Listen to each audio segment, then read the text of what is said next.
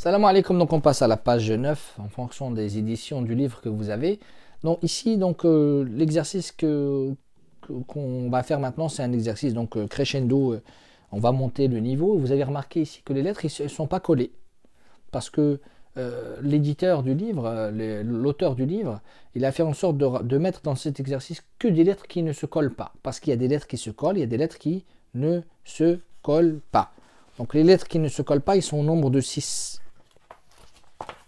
Je vais essayer de vous les montrer. Donc il y a quoi comme lettres qui ne se collent pas? Vous avez le alif, il ne se colle pas. Quand je dis se colle pas, ça veut dire que s'il est en début de mot ou en milieu de mot, alors il ne va pas se coller. Vous avez quoi encore? Vous avez le del et son cousin le del. Vous avez le ra et le zay.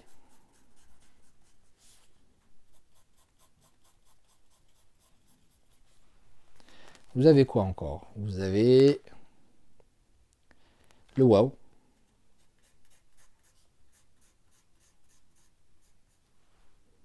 Voilà, donc on a 1, 2, 3, 4, 5, 6. Donc c'est les 6 lettres qui ne se collent pas. Vous avez le alif quand il est au début de mot.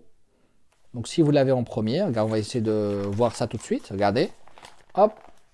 Le alif quand il est premier, on ne le colle pas. Et quand il est au milieu aussi, on ne le colle pas. Vous avez vu?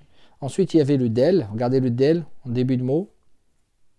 Quand il est premier, on ne peut pas le coller avec la suite. On laisse un tout petit espace, mais ça reste le même mot. Et pareillement quand il est deuxième. Quand il est au milieu. Pareil, regardez ici, voilà. Vous le voyez ici. Alors, je vous le montre ici, excusez-moi. Hop, voilà. Ici, vous voyez bien, on ne l'a pas collé. Pourquoi on ne l'a pas collé? Parce que c'est une des 6 lettres. Donc, vous avez le alif, le del, le zel, le ra, le zay et le waw. Donc, c'est les 6 lettres qui ne se collent pas. Donc on va les lire, on va travailler. Donc celle-là c'était A, vous vous souvenez. Le Ra avec Fatha ça fait Ra. Et le Kaf avec Fatha ça fait K. Il y a une petite technique pour bien lire. C'est qu'il faut d'abord décortiquer dans la tête et ensuite lire à voix haute. Donc on va dire à voix basse A, Ra, K. Et ensuite à voix haute on va dire Araka. Pourquoi j'insiste sur cette technique-là?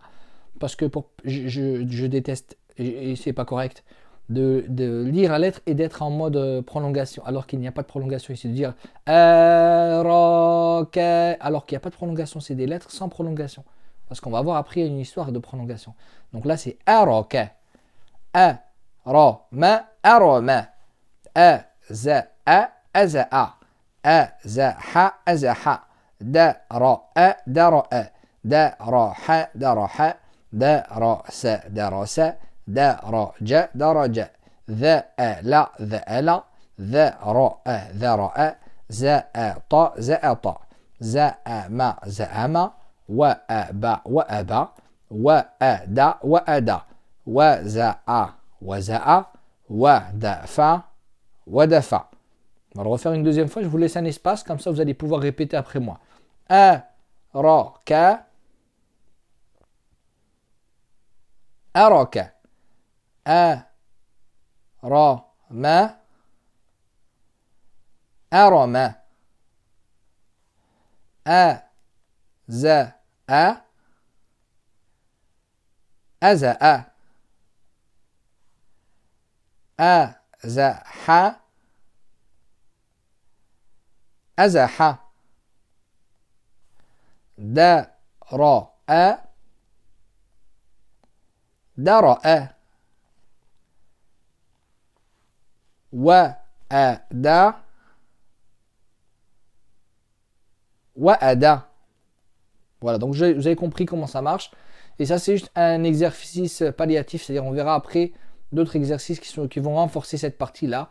Donc si vous avez acquis à 90%, vous pouvez continuer. Si vous avez encore beaucoup de doutes ou si vous voyez des lettres qui vous font tourner la tête, vous pouvez retourner en arrière pour vérifier. À chaque fois que vous avez un doute sur une lettre, vous la cherchez. Si vous regardez si elle est au milieu par exemple, si elle est au milieu, vous retournez à la page qu'on a vue tout à l'heure et vous le cherchez au milieu. Au milieu, donc c'est ici. Hop.